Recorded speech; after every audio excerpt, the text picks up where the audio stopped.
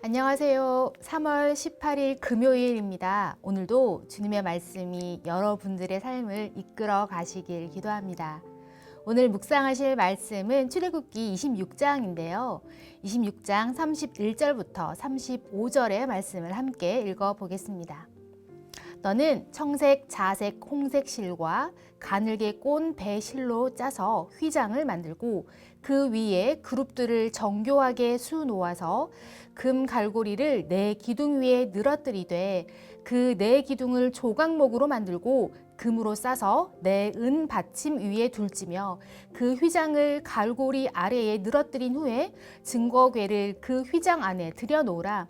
그 휘장이 너희를 위하여 성소와 지성소를 구분하리라. 너는 지성소에 있는 증거궤 위에 속죄소를 두고 그 휘장 바깥 북쪽에 상을 놓고 남쪽에 등잔대를 놓아 상과 마주하게 할지며. 아멘. 출애굽기 26장은 너무 어려운 장입니다. 내용이 어렵다기보다 한눈에 잘 들어오지 않기 때문입니다. 공간에 대한 이해도가 부족한 저도 오늘의 본문을 정말 수십 번 읽었는데도 눈에 잘 들어오지 않더라고요. 혹시라도 저처럼 이렇게 어렵다고 느끼시는 분이 계시다면 괜찮습니다. 성막이 한눈에 그려지지 않을지라도 하나님께서는 오늘도 우리에게 하나님의 마음을 보여주시리라 믿습니다. 26장을 구조화하면 다음과 같습니다. 1절부터 13절 1층 덮개와 2층 덮개 만들기, 14절 3층 덮개와 4층 덮개 만들기, 15절부터 30절은 성막 본체 만들기, 31절부터 35절은 성소와 지성소를 구분하는 휘장과 기구 만들기, 36절과 37절은 성막의 입구에 둘 휘장 만들기입니다. 이렇게 정리를 해도 쉽지 않으시죠? 그림을 함께 보시면 좀 더 이해가 되실 것 같은데요. 일단 26장은 성막의 구조 중에서도 특별히 휘장에 대한 이야기가 많이 나옵니다. 한글로는 모두 똑같이 휘장이라는 단어를 썼지만 원어로는 그 쓰임새에 따라서 서로 다른 단어를 사용하여서 구별하고 있습니다. 26장에 나오는 휘장만 해도 총 6가지의 종류가 나옵니다. 첫 번째, 1층 덮개입니다. 청색, 자색, 홍색, 그리고 흰색 배실로 그룹을 수놓은 휘장으로 가장 안쪽에 위치한 휘장입니다. 특별히 4가지 색으로 정교하게 수를 놓았습니다. 아주 화려한 모습이죠. 사용된 실의 색깔에도 각각의 의미가 있는데요. 청색은 하늘, 자색은 존귀함, 홍색은 피, 흰색 배실은 깨끗함을 나타내는 것으로 결국 그리스도를 상징하는 것으로 해석합니다. 두 번째는 2층 덮개입니다. 염소 털로 제작하여서 1층 덮개 위에 사용하는데요. 밤이 되면 기온이 떨어지기 때문에 보온을 위해 사용한 것으로 보입니다. 세 번째는 3층 덮개입니다.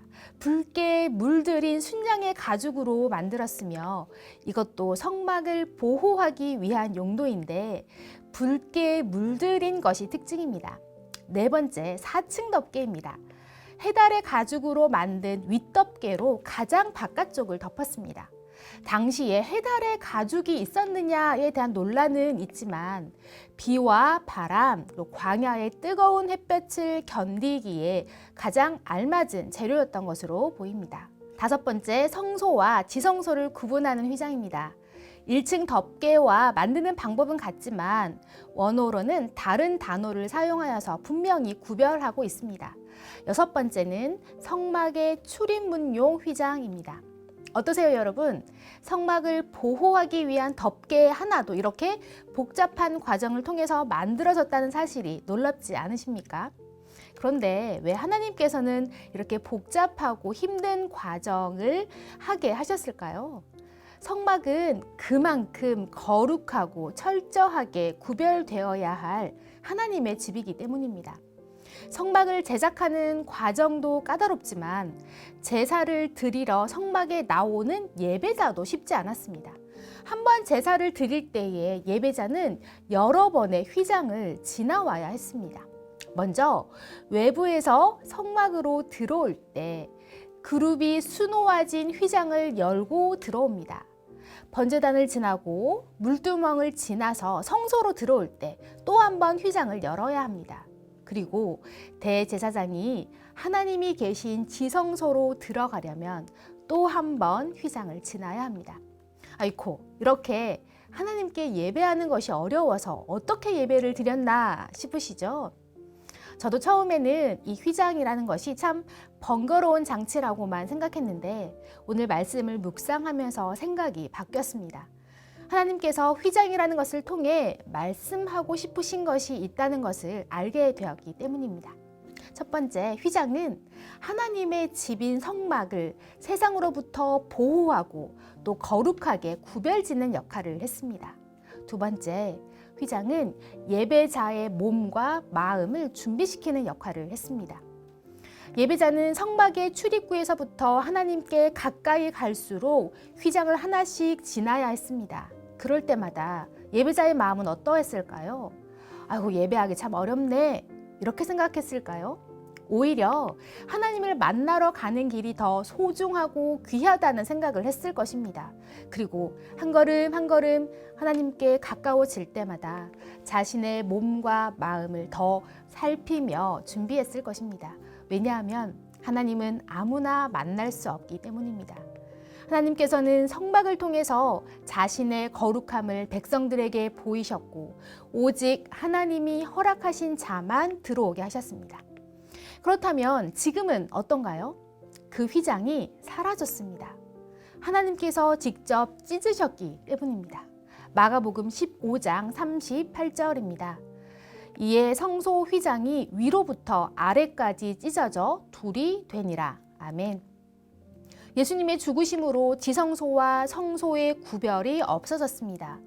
예전에는 하나님이 허락하신 자만 들어올 수 있었다면 이제는 누구나 하나님을 만나러 나올 수 있습니다. 아니, 이제는 친히 하나님께서 우리 속에 거하십니다. 이제는 우리가 오기를 기다리지 않으시고 직접 우리 마음속에 찾아오셔서 함께 하십니다. 그래서 바울은 우리가 하나님의 성전이라고 말합니다. 그렇다면 예배자로서 우리의 모습은 어때야 할까요? 예배자의 몸과 마음을 준비시켜주던 휘장은 없어졌지만 이제는 우리가 하나님이 거하시는 지성소로서 가장 깨끗하고 거룩하게 준비되어야 할 줄 믿습니다. 이 준비는 금은 보석이 필요하지 않습니다. 나는 하나님이 필요합니다 라고 외치는 간절한 마음이면 됩니다. 하나님을 모신 자, 하나님의 영광으로 가득 찬 가장 존귀한 하나님의 집이 되신 여러분을 축복합니다. 오늘도 하나님을 모신 자답게 세상에서 구별된 자로, 나의 생각이 하나님께로 구별된 자로, 나의 말과 행동이 하나님을 구별하여 높여드리는 자로 살아가는 가장 복된 하루가 되시길 축복합니다. 기도하겠습니다. 하나님을 만날 수 없었던 그 시대에 성막을 통해서 우리를 만나 주셨던 그 하나님을 기억합니다. 이제는 우리 속에 찾아오셔서 우리 안에 함께 거하여 주시는 그 하나님 때문에 우리가 참 기쁘게 그리고 힘을 내며 살 수 있음을 고백합니다. 주님, 임마누엘의 주님과 함께 오늘의 하루도 우리의 삶도 세상 가운데 주님을 드러내는 자로 구별되게 하시고 온전히 주님과 함께 멋지게 승리하며 살아가는 주의 백성들 되게 도와주옵소서. 감사드리며 예수님의 이름으로 기도합니다. 아멘.